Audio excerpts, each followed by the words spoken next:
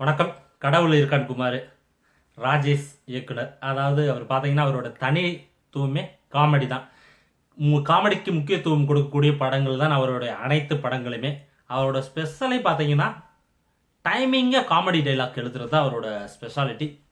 முந்தைய அனைத்து படங்களுமே வந்து கதையின் போக்கிலேயே வந்து காமெடிகள் வந்து நிறைய இடத்துல வந்து தெளிச்சு விட்டுருப்பாரு.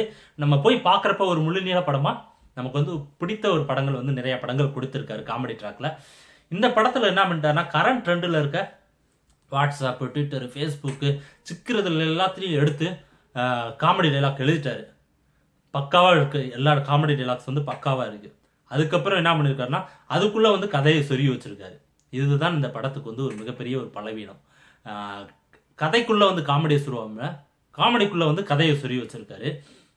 ஃபர்ஸ்ட் ஹாஃப் ஓரளவுக்கு வந்து மேனேஜ் பண்ணி பார்க்குற அளவுக்கு இருக்குது. செகண்ட் ஹாஃப் ஒன்ஸ் வந்து அந்த இவங்களை வந்து மிரட்ட பிரகாஷ்ராஜ் முடிக்கிறப்ப என்னடா பிரகாஷ்ராஜ் ஒரு மிகப்பெரிய நடிகர், மிகப்பெரிய ஒரு காமெடி சென்ஸ் உள்ள ஒரு நடிகரை வந்து இப்படி பண்ணி வச்சுருக்காங்களே அப்படின்னு சொல்லிட்டு சொரிகிற மாதிரி இருக்குது. அப்புறம் வந்து அந்த கோட்டையில் மாட்டிட்டு பண்ணுற அவங்க காமெடிகள் இதெல்லாம் நிறைய படங்கள் வந்து இப்போ சமீபத்தில் பார்த்த படங்களில் வந்த மாதிரி ஒரு ஃபீலிங் இருந்துச்சு. கடைசி ஒரு 10 நிமிஷம் 20 நிமிஷம் எப்படியோ மேனேஜ் பண்ணி முடிச்சு அனுப்பிச்சி விட்டார். ஓவரால் அந்த படத்தை பார்க்குறப்ப ஃப்ரெண்ட்ஸோட போயிட்டு அப்பா போர் அடிக்குது, வாங்கடா போய் தேட்டரில் போய் உட்காந்து பார்ப்போம் அப்படின்றவங்களுக்கு வந்து பிடிக்கக்கூடிய ஒரு காமெடி படத்தை தான் கொடுத்துருக்காரு. அங்கங்கே வந்து காமெடி டைலாக்ஸை வச்சு நான் நெகட்டிவாக ரொம்ப ஃபீல் பண்ணது என்னன்னு பார்த்தீங்கன்னா சாங்ஸு.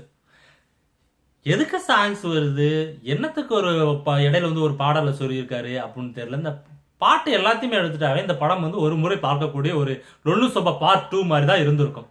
அந்த சாங் வச்சது தான் வந்து ரொம்ப படத்தை வந்து ஒரு நெகட்டிவ் பாயிண்ட்ல வந்து கொண்டு போயிடுச்சு அப்படின்றது வந்து என்னோட தனிப்பட்ட கருத்து. ஆர்ஜே பாலாஜி இந்த படத்துக்கு வந்து ராஜேஷோட டைலாக்ஸ் தான் வந்து ஆர்ஜே பாலாஜி வந்து ஓரளவுக்கு வந்து ஜொபிக்க வச்சிருக்கு அப்படின்னு நினைக்கிறேன். ஏன்னா இந்த இதே சேம் காமெடி டைலாக்ஸ் வந்து எந்த காமெடி பண்ணினாலும் அவங்க நம்ம ஆட்கள் வந்து ரசிக்க தான் செய்வாங்க. அது வந்து நம்ம ஆர்ஜே பாலாஜி வந்து கரெக்டாக பொருந்திருக்காரு. இருந்தாலும் ஆர்ஜே பாலாஜி நீ ஃபியூச்சரில் வர்ற மூவிஸில் வந்துட்டு கொஞ்சம் நடிப்புக்காக வேண்டி கொஞ்சம் கான்சென்ட்ரேட் பண்ணணும் அப்படின்னு நினைக்கிறேன்.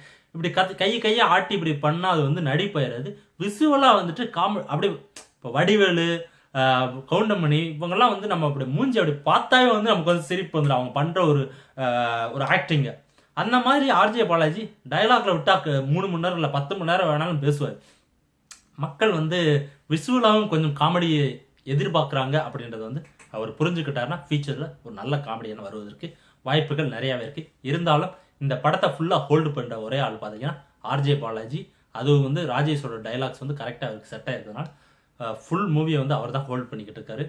ஜிவி பிரகாஷ் அவரோட முந்தைய படங்கள் எல்லாமே வந்து லவ்வரை வந்து வையிற மாதிரி இருக்கும், லவ்வரோட அப்பா வையிற மாதிரி இருக்கும். அதாவது இளைஞர்கள் வந்து என்னென்ன வந்து விரும்புகிறாங்களோ அது எல்லாத்தையுமே வந்து ஒரு படத்தில் வச்சுருந்ததுனால மக்கள் வந்து பார்த்தாங்க. அதாவது இளைஞர்கள் பார்த்தாங்க. ஏன்னா விர்ஜின் பாய் அந்த பாய் இந்த பாய்னு வச்சு ஓடிட்டாரு. மறுபடியும் ஒரு படத்தில் விர்ஜின் பாய்னு சொல்கிறப்போ வந்து கொண்டாடினாங்க, அடுத்த படத்தில் விர்ஜின் பாய்னு சொல்கிறப்போ வந்து ஓகே அப்படின்னாங்க. எல்லா படத்துலையும் யூஸ் பண்ணுறப்ப இந்த படத்தெல்லாம் யூஸ் பண்ணுறப்ப ஐயோ என்னை விட்டுருங்கடா ஓடுறோம் அப்படின்ற மாதிரி வந்துட்டு ஆகிப்போச்சு. தயவு செய்து ஜிவி பிரகாஷ் நீ ஃபியூச்சரில் எந்த மூவிலையும் இந்த விர்ஜின் பாய் டைலாக்கை தயவு செய்து யூஸ் பண்ணிடுறாங்க. கெஞ்சி காலில் வேணாலும் விழுகிறோம். அப்புறம் நடிப்பு ஓரளவுக்கு வந்து காமெடி இதெல்லாம் வந்துட்டு ஏதோ ட்ரை பண்ணி மேனேஜ் பண்ணுறாரு. அந்த சாங்ஸு அப்புறம் வந்து கொஞ்சம் கோபமாக பேசுகிறப்பெல்லாம் வந்து பேசுகிறது ஏதோ வந்து குழந்தைகள் வந்து தவி தவி பேசுகிறது மாதிரி ஒரு ஃபீலிங் இருந்துச்சு. கொஞ்சம் 3 படம் 4 படம் நெருக்கி வந்துட்டாரு. நடிப்பு கொஞ்சம் மெருகேறணும் அப்படின்றது வந்து ஒரு தாழ்மையான கருத்து. அது ஃபியூச்சரில் வந்து போக போக பண்ணுவார் அப்படின்னு எதிர்பார்க்கலாம். அப்புறம் மியூசிக்லாம் வந்துட்டு அவர் இப்போ நடிப்பில் கான்சன்ட்ரேட் பண்ணுறதுனால இந்த படத்தில் அவர் தான் மியூசிக் போட்டிருக்காருன்னு சொல்கிறாங்க. அதெல்லாம் மறந்துட்டாருன்னு நினைக்கிறேன். படத்தை பார்க்குறப்ப இது ஜிவி தான் மியூசிக் போட்டிருப்பாரா, ஜிவி தான் சாங்ஸா, என்னடா இப்படி ஆயிட்டாரே, சரி நடிப்பில் கான்சன்ட்ரேட் பண்ணுவார் போல தெரியுது அப்படின்னு நினச்சிக்கிற அளவுக்கு தான் அவரோட மியூசிக் இருக்குது. அதனால நடிப்பில் வந்து இனிமேல் நல்லா கான்சன்ட்ரேட் பண்ணுங்கள், இல்லைன்னா மியூசிக்கில் கான்சன்ட்ரேட் பண்ணுங்கள் அப்படின்றது வந்து ஒரு வேண்டுகோள் அப்படின்னு நினைக்கிறேன். அப்புறம் பிரகாஷ்ராஜ் சார் என்னடா அப்படி ஒரு கம்பா இருந்த மனுஷனை கொண்டு வந்துட்டு காமெடி படம்னு சொல்லிட்டு அவருக்கு ஒரு நல்ல ஒரு ஸ்கோப்பு கொடுத்துருக்கலாம். அவர் கொடுத்துருக்கிறது பார்த்தீங்கன்னா ஏதோ என்னடா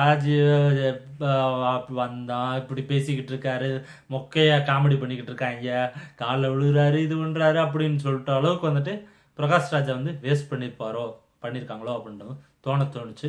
மற்றபடி வர்ற 2 நடிகைகள் ஏதோ ஒரு நடிகைக்கு ஸ்கோப் இருக்குன்றக்காண்டு 2 நடிகைகளை வச்சுருக்காங்க. ஆனந்தி சும்மாவே வந்தாவே ரொம்ப அழகாக இருப்பாங்க.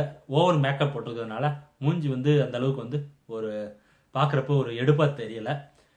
இன்னொரு நடிகை நிக்கில் கண்ரான்னு நினைக்கிறேன். ஓகே, அவங்க வந்து ஓரளவுக்கு வந்து நல்லாவே இருக்காங்க. மற்றபடி அவங்களுக்கு நடிப்பு ஸ்கோப்பெல்லாம் வந்து எதிர்பார்த்துறாதீங்க. ஏன்னா கதை இருந்தால் தானே வந்து நடிப்புக்கு ஸ்கோப் இருக்கும். மொத்தத்தில் இந்த படம் எப்படி இருக்குன்னா, ஒரு முழு நீள படத்தில் அங்கங்கே வந்து காமெடிகளை வைத்து காமெடிக்கு மட்டுமே ஸ்கோப்பை உண்டு பண்ணும் ஒரு படத்தை இயக்குனர் ராஜேஷ் அவர்கள் ட்ரை பண்ணியிருக்கார். தயவு செய்து இனிமேல் ஃபியூச்சரில் ராஜேஷ் அவர்கள் காமெடியை வந்து கதைக்குள்ளே வைக்கும்படி வேண்டி விரும்பி வந்து கேட்டுக்கொள்கிறோம். உங்களோட ஃப்ரெண்ட்ஸோட போய் ஒரு முறை வந்து பார்க்கணும்னா போய் பார்த்து காமெடி வந்து டைலாக் காமெடி, அதுவும் விசுவலாக கிடையாது, டைலாக் காமெடி பிடிப்பவர்கள் போய் பார்த்து ஒரு முறை வந்து என்ஜாய் பண்ணக்கூடிய ஒரு படம் தான் கொடுத்துருப்பாங்க. போங்க போய் பார்த்துட்டு வாங்க. என்னோட இந்த விமர்சனம் பிடிச்சிருச்சுன்னா கீழே இருக்க சப்ஸ்கிரைப் பண்ணாமுங்க, உங்கள் நண்பர்களாக ஷேர் பண்ணுங்கள். உங்களை வந்து இன்னொரு விமர்சனத்தோடு சந்திக்கிறேன். நன்றி.